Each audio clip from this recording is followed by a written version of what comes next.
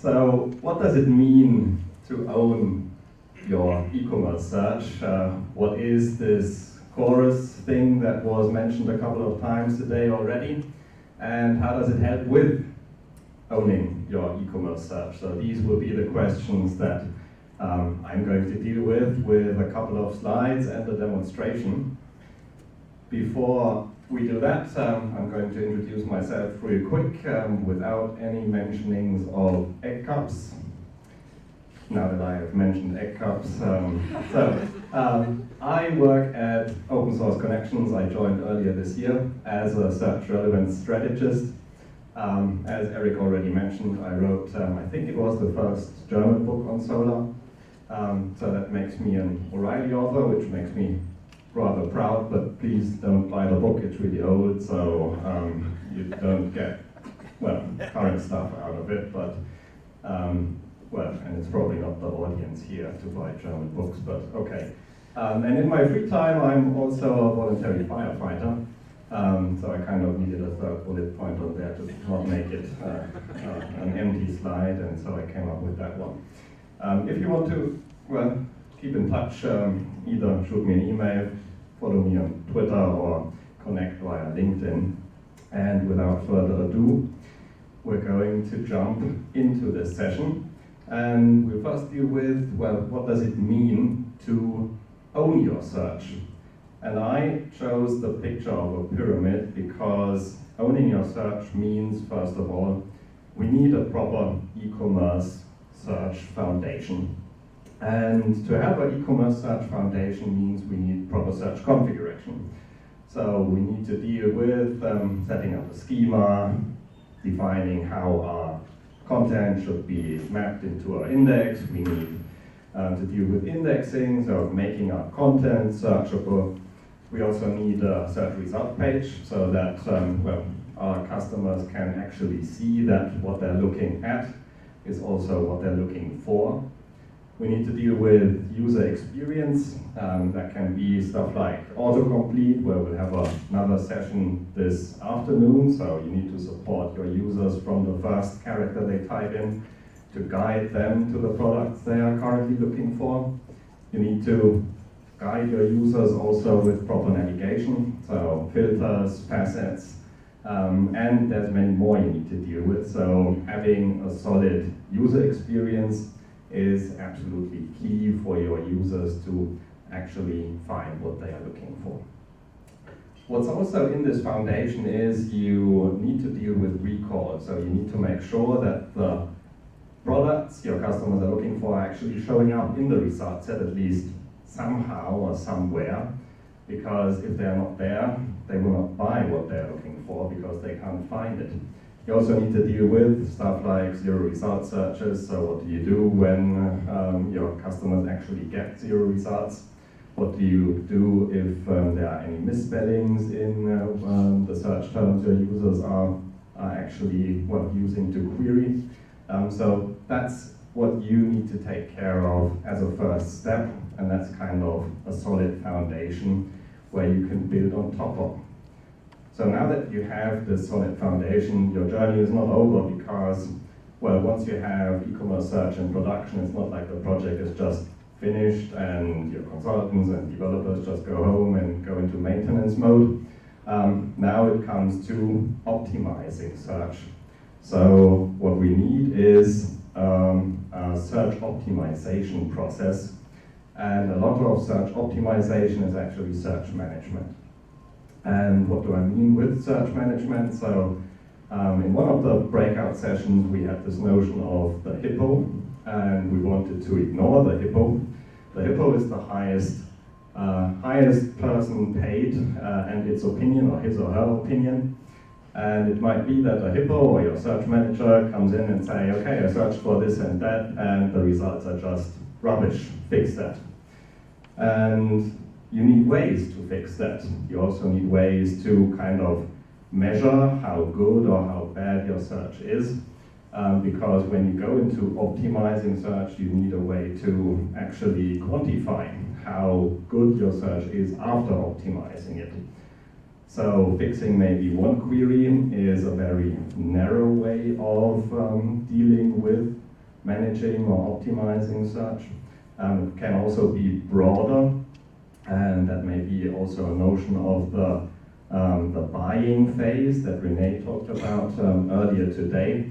So deciding which ranking factors are important, weighting them properly, and also ways of, well, boosting, burying, applying redirects or whatever there may be as rules that you need to optimize your search is actually, well, what you need to deal with when you want to optimize e-commerce search.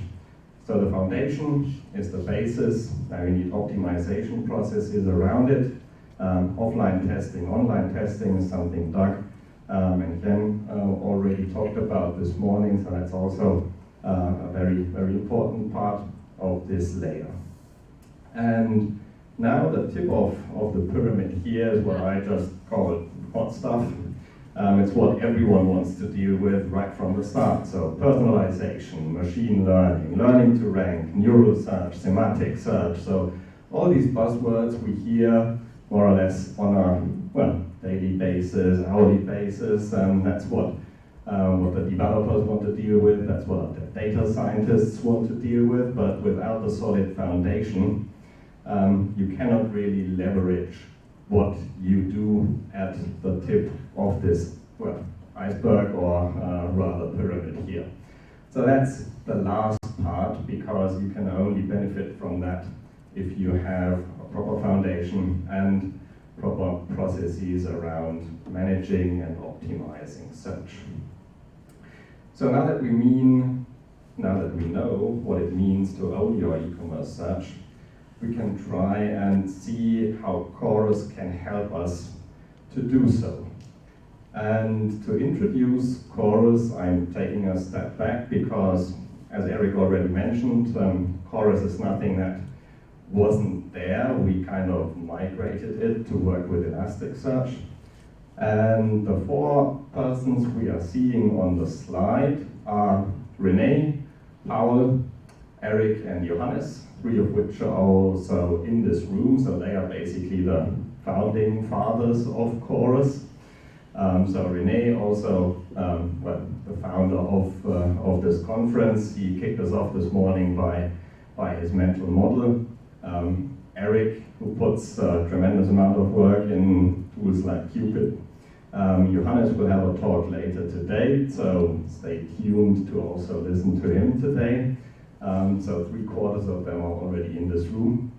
And having, well, 3 German speakers here makes probably this the most German experience you can get in the US.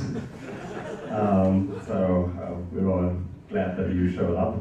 And the 4 of them, they announced Chorus, an open source tool stack for e-commerce search back in 2020, where we had a combined conference of buzzwords, MICES, and Haystack. So Chorus is now basically 2 years old, and the search engine used there was Solar. And we all know Solar is a great search engine, but it's not the only search engine. And there wasn't anything comparable with or for Elasticsearch.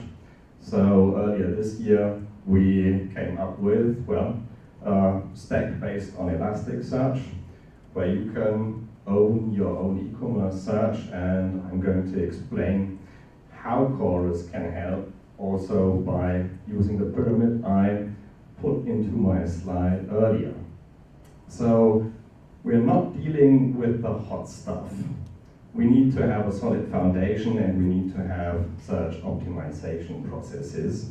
So the tools that we have support us in these 2 layers. First of all, everything runs on Docker, so that's kind of not really a tool, but well, operations decision maybe. It makes stuff easy, so anyone who can run Docker on his or her laptop can run Chorus for Elasticsearch. Chorus for Elasticsearch already gives it away, so we use Elasticsearch as our search engine, so that's kind of one of the most foundational layers that we have, or the most foundational tool that we have. Elasticsearch enables us to, well, have proper search configuration. We already have a schema in place, which is, let's say, e-commerce search ready. Elasticsearch provides us with features like auto-suggest, spelling corrections, having proper recall, defining a schema that is optimized for recall. So anything we need in that layer, Elasticsearch provides us with. We also need a search result page. So we chose reactive search, which works rather nicely with Elasticsearch. So we just place that on top of Elasticsearch. We have a couple of facets, which I'm going to show. We can search, we can browse, we can page. So anything we need in that respect. We have reactive search, which has us covered. Now we're going to move to the second layer, the search optimization processes.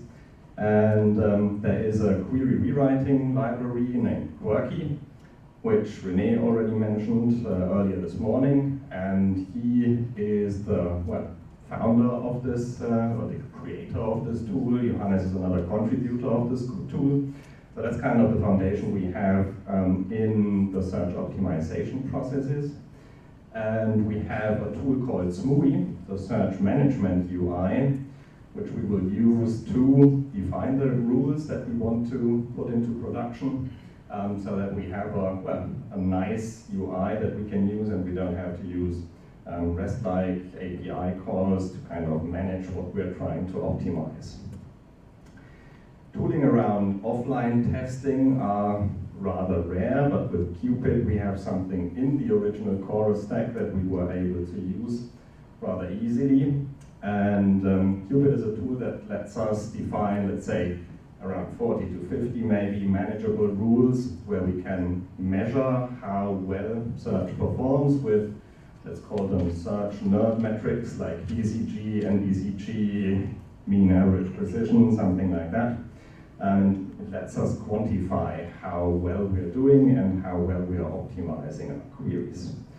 If we want to do that at scale, we also integrated the rated ranking evaluator, so we could possibly integrate like thousands or tens of thousands of queries to kind of measure our performance in terms of search quality at scale. So these are the tools that we are using that we combined in one stack that is ready to go with only one command. And I'm going to demonstrate how that looks like now. So let's see if everything works like I want it to work. So the front end is maybe not the nicest front end you have seen, but it's functional. And we have a search bar, we have a couple of facets, and we see products. We don't see all products because we don't have pictures for all of them, unfortunately, but I think to transport what we want to transport, it's good enough. Our basic search configuration works okay-ish, so we can go for queries like screen protector, and what we're seeing is, pictures of screen protectors. So working okay. We can also go for Samsung phone case, for example. And what we're seeing is, if I make no mistakes, Samsung phone cases. So there are a couple of examples that work really nicely, but in a perfect world, we wouldn't need tooling like that.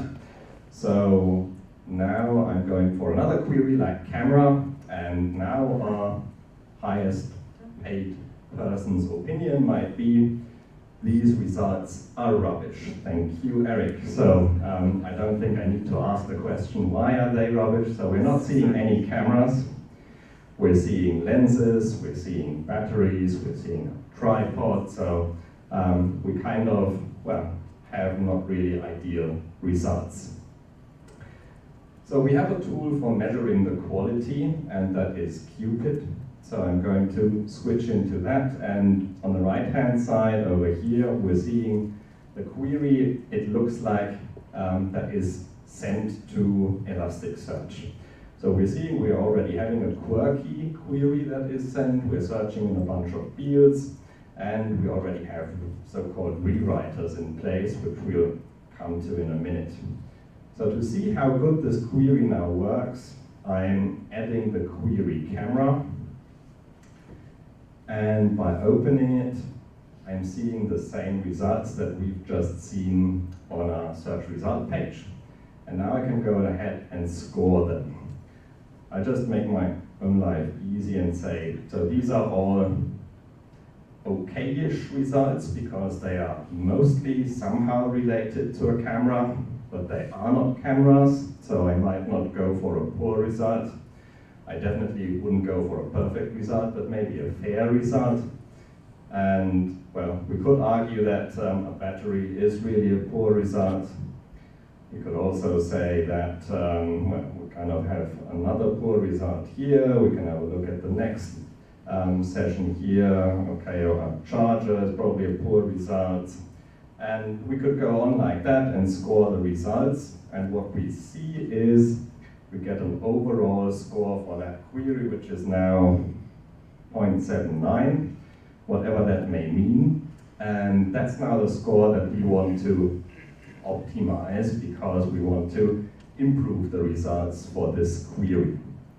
And to do so, we use now Quirky, but with the Search Management UI. So I'm now switching to the Search Management UI, and now I have a rather blank page. I have one rule in place that has synonym in place, and it has a boost rule, but we now want another one, namely a rule for camera. You're seeing words like solar on the top. So the reason for that is the Search Management UI is a tool specifically built for solar, and we kind of twisted it to work with Elasticsearch, which is working okay, but it's not a nice integration, I must say. So that's kind of an area where we are currently looking for contributions. So if you are, well, interested in contributing, improving SMUI to work with Elasticsearch would be a good way to do so. But to show you how it works, I'm now adding a rule, and the rule will be a boost rule. And I'll be adding a, let's say, rather high boost. And as a proper searchandizer, I know that we have a couple of SLR camera kits, and I know that we have a field where the camera type is, well, is in it. And so I'm using a match rule here. So for every product that matches SLR camera kit in the camera type field, I will boost that up. I'm searching, saving that rule, and I'm publishing it directly, which wouldn't be the case in a real world, but for demonstration purposes, I think that should be all right. Now we can recheck the query side, and we are seeing now much better. We're seeing cameras. Maybe not all cameras that we have, but at least the top row or the top 2 rows, more or less, they are cameras. So we already improved here, and now we want to measure how well we did in improving our results. And now we can rerun our searches in Cupid, and now we see, well, the score dropped, but the score dropped because we have unrated documents and products. So we haven't rated the good ones yet, so we can now go ahead and say, okay, that's a camera, that's a perfect result. Another camera, perfect results, perfect results. And we're already seeing that our score improves. I'm going to do that real quick for these documents. And now we see we have a score of 0.99, so that's almost a perfect result set that we achieved by only adding one simple rule into our production system.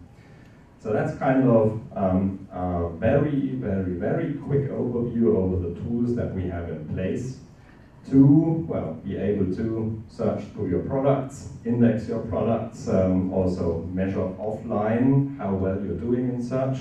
improve your search by adding rules with a search management UI, and well, remeasure and reassess the results that you get after optimizing them. Switching back to the presentation. So, now that we know what Chorus exists of and how it looks like, it might also be interesting what we have on our roadmap. So, of course, we are looking for adopters and contributors. So, what we now built in is kind of our view. We are, convinced that our view is not a bad one, but getting views from the outside and how well it works in practice is, I think, key to developing that and taking that a step further. We've already seen that the integration of SMUI for Elasticsearch is okay-ish. It's not perfect, it works, but it could be nicer. So contributing in that area is definitely something that we are looking for. We have, I think, 2 katas now that get you started. So how can I run everything? How can I optimize a query? So runbooks that guide you through how everything works and how you could use it are there. But we don't have the level of the number of katas we have for the solar project yet. So contributing in that area would also be a rather easy way to get your hands dirty, because we already have the katas in one project and we only need to translate them in the other one. The SMUI improvements for Elasticsearch are already mentioned, so I think that's kind of one of the next things we need to tackle. Increasing the number of katas I already mentioned as well. What I think is hugely interesting is signal tracking as a way to kind of maybe agree on a standard. How would a schema look like? What could a proper tool to do so look like? How could we easily integrate that in a stack like Chorus? So I think that would be super interesting and help not only us, but the e-commerce search community as a whole a lot. And of course, we are, well, always looking for ideas what we could put on the roadmap. So either tell us or send an email to hellopete@quirky.org. No one is called Pete, but Pete is kind of our imaginary search merchandiser and search manager. So you can tell him what you would like in the Chorus stack, and I'm sure he'll reach out to us then to put it on the roadmap. And I'm proposing to have a barcamp session. So if you are interested in designing the roadmap, getting your ideas out, I'm very happy to host one of these this afternoon. If not, you can also reach out discreetly to any one of us and we put it on the roadmap if you want to do so. So with that, I'm going to leave you with a couple of references. So the GitHub repository to check everything out, everything's open source. Join the e-commerce Slack, so that's kind of the community where you can also share your ideas, get your thoughts out. I also referenced the Solar edition of Chorus and Quirky as the umbrella project here. And now I am open for questions or discussion. Thank you.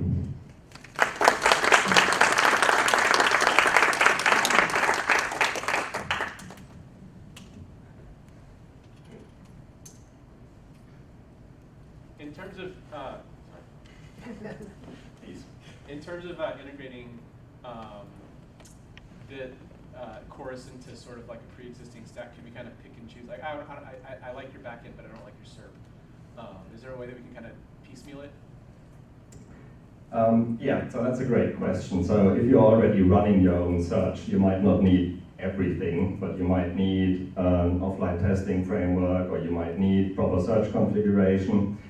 So that's absolutely possible. So all the tools are available by themselves. So if you say, I already have Elasticsearch in place, I already have a front end, but the only thing I'm missing is a query rewriting library, then you would just pick that one, add it to your search stack, and then define processes around it, naively set and quickly, and then you're good to go. Yes, of course, that's absolutely possible, and you can kind of use the reference implementation to have a look how it's done.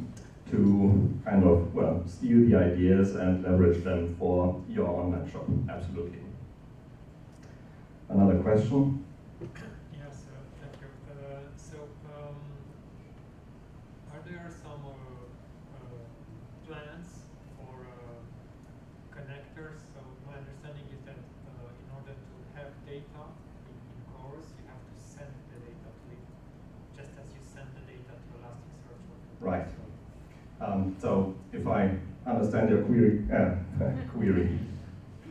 your question correctly, it's about connectors. So how do I get my data into Chorus? Is that correct? Okay. So in Chorus we have a rather easy way. We have the data already available in JSON.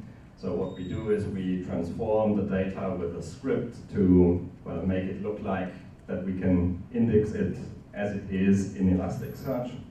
So what you could do is kind of transform your data to look like the data that we are working with, and then you could take it from there. But we don't plan to have really connectors out there because, well, everyone has his or her data in, well, a SQL database, a content management system, so there are just loads like different systems out there, and we would probably start with one connector and end up with thousands to support any data source there is. So that's not really an area that we are aiming to cover. And I think there are also a couple of tools out there that you could use for the ETL processing. So Apache NiFi is something that I've worked with a lot. Retrieving data out of the sources, transforming it, and then loading it into the search engines. So I would probably rather look into these, and it's not really the core focus of the Chorus project that we have. I think one thing I'd love to say is, like, one of the goals of Chorus is not to build a product, right? It's sort of a reference implementation or, you know, a example for people to learn from. If you've ever read like the book JavaScript, The Good Parts, the point of Chorus is to be like e-commerce, the good parts. Like, the goal here is to say, this is how you probably should do it, but not say this is the only way to do it. Yeah. And so we didn't, you know, if we tried to build a one-size-fits-all solution, you know, there's big companies, little companies, everything. So definitely it's supposed to be a reference implementation or something to look at. The other thought that really kind of jumped out to me in this talk today is, you know, I don't know if anyone's ever played with Terrier, which is, you know, a toolkit for building search engines and learning. You could almost think of Chorus as like, if you've got a great idea for an algorithm or an approach to tuning and you want to share it with a lot of people, one way that you could do that is to look at Chorus and say, hey, do I have the data set, et cetera? Let me add my example there. And that then becomes sort of an independent data set, an independent tech stack. It's not belonging to any one thing, and anyone could try and use that. So maybe think about that as well. If you're blogging about an idea and you want to share some sample code, like maybe you add it to Chorus. So we have these katas that we wrote that were supposed to be self-contained. I start at the beginning, I follow along, and I learn something, and at the end I should have something working. Whether it's optimizing a query, solving the accessory problems, pretending to sell sponsored keywords or whatever, there's sort of katas for each one of those. And I'd love to see a lot more of those contributing. So I use Chorus all the time to remind myself how to do something. Like, oh, right, that's how we do it. So it's meant to be sort of the best parts. More questions? Nate?